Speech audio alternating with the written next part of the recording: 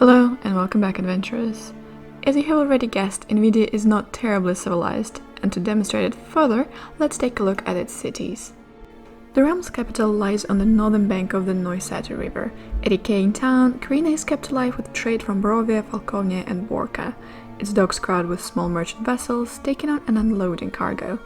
Although the town looks and feels deserted throughout most of the year, its population swells to as much as 7,000 during its Harvest Carnival, a week-long festival that ends with the first full moon of each October. So famed is this revelry that it draws affluent celebrants from across the western core. Architecture is typical of the realm. Tall, narrow buildings with steep gabled roofs packed together in seemingly random order.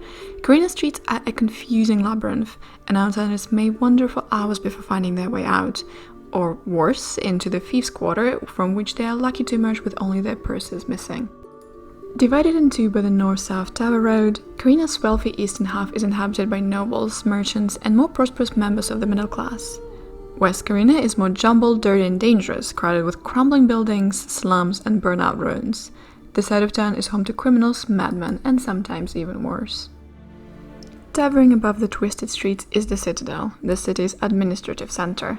An ancient-looking fortress of black stone, the Citadel has grown in recent years, and the main structure is now surrounded by a tangle of wooden structures. Some sections of the structure have fallen into disrepair or show signs of having been gutted by fire, but Malakio has better things to do than renovate and abandons older sections as they fall out of use. It is said that much of the place is haunted, especially by the ghosts of those who perished when Bakholis was overthrown. At the corner of the Citadel is the dreaded Black Tower, where Malakio's enemies disappear and rarely, if ever, return. The tyrant is known to employ a squad of especially accomplished torturers, several of whom were trained in the dungeons of Vlad Drakov. Passerby claim that the screams of Malakio's captives can be heard from the street down below. The city's other best-known landmark is the tall yellow granite clock tower, known as the Goldfinger.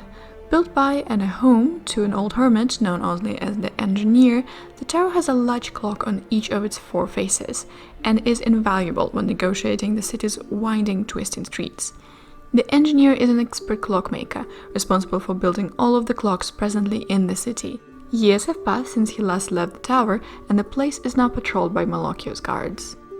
Nobles and wealthy Invidians live on the east side of town, where one also finds the Art College, a small but exclusive art school that has drawn students from as far north as Darkon.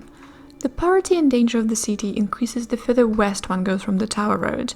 The westernmost slums are the worst. Here, the city's small but efficient thieves guild holds sway. Karina's most infamous resident is also its most mysterious.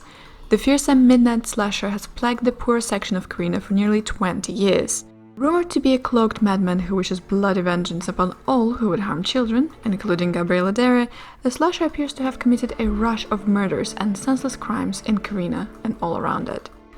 The only other Invidian town worthy of the name lies northeast of Karina, along a great curve of the Masardi. Its docks are nowhere near as extensive as Karina's, but they are just as busy. Querculus has steady grown in importance and prosperity, and numerous new warehouses have been built to house the trade goods unloaded from its docks. The rivalry between Karina and its upstart neighbor grew increasingly bitter during Gabriel's inattentive reign, with many accidents blamed on sabotage. Current mayor suspects that dark days are coming, and so hired his own mercenaries, independent of the Invidian military, to keep order in the town. The core of the town is much like its larger neighbor to the south. Tall buildings crowd together in picturesque chaos, narrow cobble streets wind in seemingly random directions, and numerous shoppers offer a wide range of goods. Beyond the central part of the town, Curricula is less claustrophobic, with wider and straighter streets as well as smaller wood and plaster buildings, usually no higher than 2 floors. Once the center of the Gundarkite strength and national unity, old and decaying Castle Hoonadora became the rallying point for the increasingly militant Gundarkite separatists. Since 750 Barovian calendar, this fortress continues to plague Malakio, festering like a sore in the north of its nation, defying his mighty army and serving as a constant reminder of the tyrant's failure to dispose of his detested mother. About 200 Gundarkite rebels usually occupy the place, and the surrounding woods and the countryside are dotted with the concealed camps of sympathizers and refugees of all sorts, including select Vistani who have declared common cause with the Gundarkites. The castle sits atop a constructed mound of earth, its dark stone keep surrounded by a square curtain wall and a wide moat filled with dark, stagnant water. Slithering things occasionally ripple the moat's oily surface, but despite having held the castle for more than 7 years, the rebels have yet to expose many of Hoonadora's dungeons, sewers and hidden passages. Numerous devious traps and pitfalls remain untriggered throughout the castle, a remnant of its former masters. The rebels disarm those death traps as they find them, but more than a few lives have been lost in the process. Gabriella Dere resides here and has appropriated the entire keep for her personal use. Since her seduction of the Gundrakite leader Ardong Zerieza, the Gundrakites have grown more confident about her leadership, or at least have kept their complaints to themselves.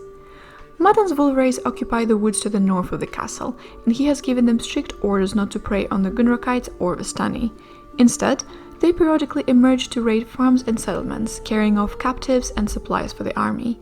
So far, neither the Gundrakites nor Malokio suspects the Vulverays' forced existence, but this may change should the open warfare break out. Thank you so much for your time, patient listeners. I hope my extensive exploration into Invidia has convinced you to avoid this backwards realm. But if you still want to make Ravenloft a better place, be careful while crossing the mists.